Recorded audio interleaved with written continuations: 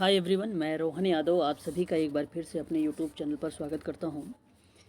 दोस्तों, आप सभी को पता है कि 23 जनवरी 2022 को उत्तराखंड चिकित्सा समाज कार्य का एग्ज़ाम होने वाला है और मध्य प्रदेश लोक सेवा आयोग समाज कार्य 23 जनवरी 2022 को ही एग्ज़ाम होने वाला है। तो ये दोनों एग्ज़ामों के लिए वेरी वेरी मोस्ट इंपॉर्टेंट कुछ महत्वपूर्ण प्रश्न पर मैं चर्चा करूँगा। यदि मैं उत्तराखंड की बात करूँ तो यूनिट नंबर अगर 11 देखें तो यूनिट नंबर 11 से मैंने कुछ यहाँ से महत्वपूर्ण प्रश्न लिया है। और आजकल जो है एग्ज़ाम में इस तरीके से भी प्रश्न पूछे जाते हैं, जैसे आपसे कहेगा कि प्रश्न में आएगा कथन करके, और कथन इस तरीके से बोलेगा कि चिकित्सालय में चिकित्सक नियमों और प्रतिमानों से नियंत्रित होता है। तो अगर ये बात सत्य है तो उस हिसाब से आप लोगों को यहाँ पे कोट का चयन करना पड़ेगा। कारण की अगर हम बात करते हैं, अच्छा यहाँ पे मैं कथन की बात कर दूँ तो चिकित्सालय में चिकित्सक नियमों एवं प्रतिमानों से नियंत्रित होता है, ये बात सत्य है। दूसरा यानी कारण की बात करेंगे हम लोग फिर, तो कारण कहेगा कि चिकित्सालय का अपना संगठन होता है जहाँ चिकित्सक रोगी संबंध चिकित्सालय की नौकरशाही व्यवस्था से प्रभावित होता है। तो ये भी स्टेटमेंट सही है। तो देखिए यहाँ पे दोनों स्टेटमेंट सही है। अब आपको करना है स्पष्टीकरण ये कि ऑप्शन ए आपसे कहेगा कि ए आर दोनों सही है, तो यहाँ पे मैच हो रहे हैं, दोनों के दोनों सही हैं।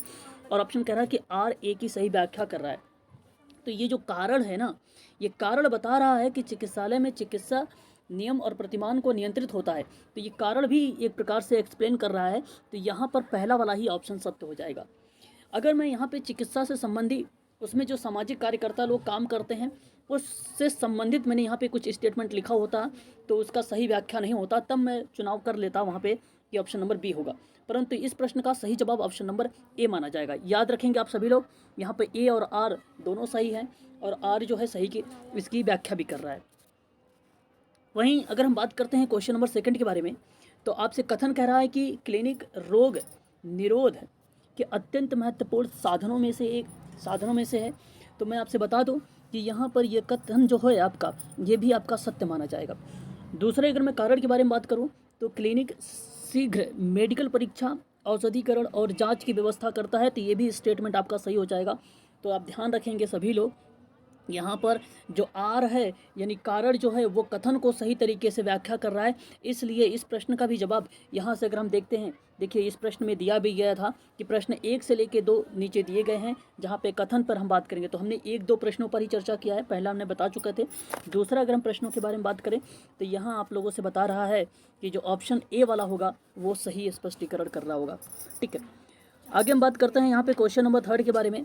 क्वेश्चन नंबर 3 कहता है कि सबसे पहले क्लिनिक कब और कहाँ स्थापित किया गया था। तो ये प्रश्न बहुत इजी है और सरल भी है। आप सबको पता होगा कि न्यूयॉर्क में ये 1791 में इसको स्थापित किया गया था, इसलिए इस प्रश्न का सही जवाब ऑप्शन नंबर बी करेक्ट माना जाएगा। ठीक है, नेक्स्ट देखिए, अगर हम बात करते हैं क्वेश्चन नंबर यहाँ पर 4 से 5 के बीच में पढ़ेंगे। यहाँ पे कथन और कारणों को ध्यानपूर्वक आपको पढ़ना है, फिर उसके बाद कोट की सहायता से आप सही उत्तर का चयन करेंगे। जैसे ठीक उसी प्रकार से जो मैंने पहले प्रश्न बताया है वही ऑप्शन यहाँ पर भी दिए गए हैं। ऐसे भी आजकल जो है प्रश्न पूछे जाते हैं एनटीए, यूजीसी, नेट में और अदर एग्जामों की अगर मैं बात करूं तो ये बहुत ही फेमस रहा है ऐसे क्वेश्चंस। ठीक है, तो आप लोग बहुत ध्यानपूर्वक कथन को पढ़ेंगे, फिर उसके बाद निष्कर्ष को पर जवाब देंगे। तो मैं यहाँ पे प्रश्न पढ़ता हूँ, आप लोग इसका सही जवाब यहाँ पे कमेंट बॉक्स में आप लिख कर मुझे बताइएगा कि इस प्रश्न का सही जवाब क्या होगा। अगर मैं बात करता हूँ, सार्वजनिक स्वास्थ्य सेवाएं संपूर्ण जनसंख्या के स्वास्थ्य को संरक्षा और सुरक्षा का कार्य करती है, तो इसलिए इस प्रश्न का जो स्टेटमेंट है यह आपका कथन सत्य माना जाएगा। अगर मैं कारण की बात करता हूं तो सार्वजनिक स्वास्थ्य में स्वच्छता सेवाएं, महामारी नियंत्रण, स्वच्छता विषयक निस्तारण और जलापूर्ति एवं भोजन की संरक्षण में भी लाता है। तो मैं इस प्रश्न का चौथे क्वेश्चन नंबर 4 है हमारे सामने। तो देखिए, जो यहाँ पर आपसे बताने की कोशिश की जा रही है, तो कहीं ना कहीं ये दोनों के दोनों स्टेटमेंट सही हैं अपने आप में। अगर मैं आपसे बात करूं कि व्याख्या हो रही कि नहीं हो रही है, तो मैं आपको बता दूं कि ये जो कारण है ये बताता है कि सार्वजनिक स्वास्थ्य की सेवाओं को संपूर्ण जनसंख्या के स्वास्थ्य में संरक्षा और जो सुरक्षा है उसके कार्य के बारे में रिप्रेजेंट करता है। कार्य क्या बताता है कि जल पूर्ति और भोजन की संरक्षण की बात करता है, जहाँ पे स्वच्छता सेवा और महामारी नियंत्रण की बात करता है। तो कहीं ना कहीं यहाँ पे इस प्रश्न का जो जवाब होगा वो ऑप्शन नंबर ए आपका सही हो जाएगा। ए और आर दोनों सही है तथा आर ए की सही व्याख्या कर रहा है। देन इसी वजह से मैं इस प्रश्न का जवाब बताऊंगा, क्वेश्चन नंबर 4 का ऑप्शन नंबर ए करेक्ट जवाब होगा। ठीक है, आप लोग मुझे कमेंट करके बताइएगा कि मैंने जितने प्रश्न करवाए हैं उनमें से आप लोगों ने कितने प्रश्न सही किए हैं। क्वेश्चन नंबर अगर मैं 5 की बात करता हूं तो आपके सामने है कथन कहता है कि मानसिक स्वास्थ्य यानी संपूर्ण स्वास्थ्य एवं महत्वपूर्ण कंपोनेंट का मतलब होता है घटक के रूप में। ध्यान रखिएगा आप सभी लोग, ये प्रश्न भी बहुत ही अपने आप में इम्पोर्टेंट है। तो जब कभी मानसिक स्वास्थ्य और संपूर्ण स्वास्थ्य का महत्वपूर्ण घटक के रूप में जाना जाए तो यह स्टेटमेंट आपका सही माना जाएगा। याद रखेंगे आप सभी लोग। अगर हम बात करते हैं कारण के बारे में, तो कारण क्या बताता है आपसे कि मानसिक स्वास्थ्य किसी व्यक्ति के व्यक्तित्व एवं भावनात्मक प्रवृत्तियों को संतुलित विकास के रूप में देखा जाता है। तो ये भी स्टेटमेंट आपका सही हो जाएगा। कारण भी सत्य है आपका और कथन भी आपका सत्य है। तो इसलिए क्वेश्चन नंबर 5 का जो सही जवाब होगा, ए और आर दोनों सही हैं, जो कि आर है आपकी ए की सही स्पष्टीकरण करता है, सही व्याख्या करता है। इसलिए मैं भी इस प्रश्न का जो जवाब दूंगा ऑप्शन नंबर ए वाला करेक्ट बताऊंगा कि ए और आर दोनों सही हैं और आर ए की सही व्याख्या करता है। मैंने इस प्रश्न के लिए एक ट्रिक बताया है आप सभी बच्चों को, और सभी लोगों को मैंने बताया उस चीज़ों को आप लोग जब आसानी से वो मिल जाएगा। ठीक है, आगे अगर हम बात करते हैं क्वेश्चन नंबर नेक्स्ट लेते हैं यहाँ पर 6। तो ये भी मैंने आप लोगों से PDF भी प्रोवाइड कराया है आप लोगों को और पढ़ा भी चुका हूँ आप सभी लोगों को। आप सब जानते होंगे, श्रवण दिव्यांगता से ग्रसित व्यक्तियों के लिए 2 वर्षीय डिप्लोमा पाठ्यक्रम चलाने वाले जो संस्थान है निम्नलिखित में से कहाँ पर अवस्थित है। तो आप सबको मैं बता दूँ, ये क्वेश्चन नंबर जो 6 है इसका सही जवाब जो होगा कि मुंबई में अलियावत जंग करके है, कोलकाता भी है, और दीनदयाल उपाध्याय जो दिल्ली में है, इसमें भी 2 वर्षीय डिप्लोमा चलाया गया है दिव्यांग बच्चों के लिए। श्रवण यहाँ पे मैं केवल पर्टिकुलर श्रवण की बात कर रहा हूँ, क्योंकि क्वेश्चन भी आपसे पर्टिकुलर हियरिंग इम्पेयरमेंट के बारे में ही बात कर रहा है। ठीक है, और हैदराबाद में भी। तो क्वेश्चन नंबर यहाँ पे जो डी वाला है इस प्रश्न का, क्वेश्चन नंबर 6 का जो डी है यहाँ पे, ये सभी यही आपका सत्य माना जाएगा। आगे हम बढ़ते हैं। अलियावत जंग राष्ट्रीय, याद रखिएगा ये भी प्रश्न अपने आप में इंपॉर्टेंट है। इसके बारे में भी मैंने आप लोगों को बता चुका हूँ कि श्रवण दिव्यांग संस्थान और श्रवण दिव्यांगों के लिए निम्नलिखित में से कौन से कार्य यहाँ पे उपयुक्त करता है या एक प्रकार से माना जाता है। तो यहाँ पर जो पहला पॉइंट लिखा हुआ है कि श्रवण दिव्यांगों के पुनर्वास से संबंधित समस्याओं को दूर करना होगा। तो क्वेश्चन नंबर अगर मैं 7 की बात करूँगा तो ये ऑप्शन जो आपका पहला वाला स्टेटमेंट है ये सही माना जाएगा, क्योंकि आपको चुनाव करने हैं, अभी कूट आपको मिलेंगे। अगर हम दूसरे बात की करते हैं कि बहरे व्यक्तियों के लिए पुनर्वास से संबंधित डिप्लोमा पाठ्यक्रम चलाना, तो ये भी स्टेटमेंट आपका सही माना जाएगा। और बधिरों के लिए रोगी की जांच करना, ये भी स्टेटमेंट बेसिकली सही माना जाता है, किसी किसी किताबों में ये लिखा हुआ भी है। और ये जो आपका बधिरों के लिए नियमित वार्षिक सहायता प्रदान करना, ये आपका गलत हो जाएगा। आई थिंक इसका जो सही जवाब हो जाएगा ऑप्शन नंबर डी वाला सही रहेगा, 1 2 3 वाला। ठीक है, आप ध्यान रखेंगे इसको लिए भी।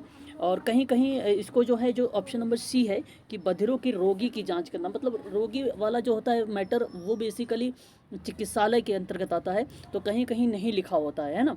तो मैं आप लोगों से कहूँगा कि प्राथमिकता जो अगर आप लोग दें तो ऑप्शन नंबर डी को दें। ठीक है, प्राथमिकता आप लोग जो है ऑप्शन नंबर डी को दें। क्वेश्चन नंबर 8 की बात करते हैं कि सबके लिए स्वास्थ्य अंतर्राष्ट्रीय योजना है, यह एक प्रस्ताव है, विश्व स्वास्थ्य सभा के समक्ष एक इसको प्रस्तुत किया गया था।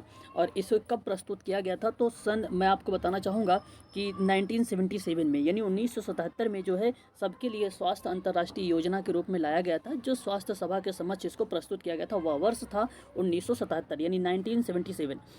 हम बात करेंगे क्वेश्चन नंबर 9 के बारे में कि विश्व स्वास्थ्य संगठन के कितने सार्वभौमिक संकेतक निर्धारण किए गए हैं और जिनके आधार पर सबके लिए स्वास्थ्य का प्रगति का मूल्यांकन किया जा सकता है। तो ये देखिए फैक्ट के रूप में क्वेश्चन है, इस पर आप लोग स्टार लगाइएगा। ये प्रश्न हो सकता है कि 23 जनवरी 2022 को एग्जाम में पूछ ले आप लोगों से। तो इस प्रश्न का सही जवाब ऑप्शन नंबर ए होगा कि 12 यहाँ पर बेसिकली मेंशन किए गए हैं। आगे हम बात करते हैं कि क्वेश्चन नंबर 10 के बारे में, और ये आज का लास्ट क्वेश्चन है आप सभी के लिए। ठीक है, यदि आप लोगों को कोई क्वायरीज चाहिए तो मैंने आप डिस्क्रिप्शन में अपना नंबर दे रखा है, आप मुझे व्हाट्सअप कर सकते हो, कॉल कर सकते हो, क्लासेस के लिए भी, PDF के लिए भी। ठीक है, और UGC की जो क्लासेस है मैं जल्द ही इसको कंटिन्यूअस करने वाला हूँ। ठीक है, और बहुत सारे बच्चे जो है रजिस्ट्रेशन करवा चुके हैं। अगर आप लोगों को रजिस्ट्रेशन करवाना है UGC से संबंधित तो आप लोग मुझसे ज़रूर संपर्क करें एक बार। ठीक है, और जो मेरे बच्चे हैं जैसे जो मुझसे पढ़ते हैं उनके लिए एक विशेष ऑफर भी है, तो उसको भी यहाँ पर उसका लाभ उठा पाएंगे ये लोग। आगे अगर हम बात करते हैं कि भारतीय संसद में राष्ट्रीय स्वास्थ्य नीति सन 1983 में घोषित निर्धारित किया गया था और उस समय कुछ लक्ष्य रखे गए थे। उन लक्ष्यों के बारे में हम बात कर लेते हैं थोड़ा सा। विश्व मृत्यु दर वर्ष 2000 तक में 60 वर्ष के नीचे लाना, ये भी स्टेटमेंट आपका सही हो जाएगा। अगर हम पॉइंट नंबर 2 की बात करते हैं, जीवन प्रत्याशा वर्ष 2000 तक में 64 वर्ष तक को बढ़ाना, ये भी आपका स्टेटमेंट सत्य हो जाएगा क्वेश्चन नंबर 10 का। और अगर हम बात करते हैं अशोधित या सकल जन्म दर की प्रति 1000 जनसंख्या पर 9 तक का घटाना, ये भी बेसिकली इसका लक्ष्य रखा गया था स्वास्थ्य नीति सन 1983 के अंतर्गत। और अगर हम बात करते हैं वर्ष 2000 तक में, एक तो शुद्ध प्रजनन दर प्राप्त करना तथा समस्त ग्रामीण समुदाय का पेयजल उपलब्ध कराना, ये स्टेटमेंट भी आपका सही हो जाएगा। ये कहीं ना कहीं जो है स्वास्थ्य नीति वर्ष 1983 के अंतर्गत एक फैक्ट के रूप में आप सबके सामने रिप्रेजेंट है। ये प्रश्न बहुत इंपॉर्टेंट है, तो इसलिए इस प्रश्न का सही जवाब ऑप्शन नंबर डी हो जाएगा। ठीक है, यदि आप लोगों को कोई भी जानकारी चाहिए तो डिस्क्रिप्शन में मेरा नंबर दिया गया है, आप मुझसे संपर्क कर सकते हैं। आप सभी के कितने क्वेश्चंस सही हुए हैं आप सभी लोग मुझे कमेंट करके भी बताना 10 क्वेश्चंस में से। और ये क्वेश्चंस इंपॉर्टेंट है, हो सकता है आप सभी लोगों को उत्तराखंड चिकित्सा समाज कार्य में देखने को मिले और MPPSC समाज कार्य 2022 में भी देखने को हो सकता है मिल जाए ऐसे प्रश्न आप सबकी। ठीक है।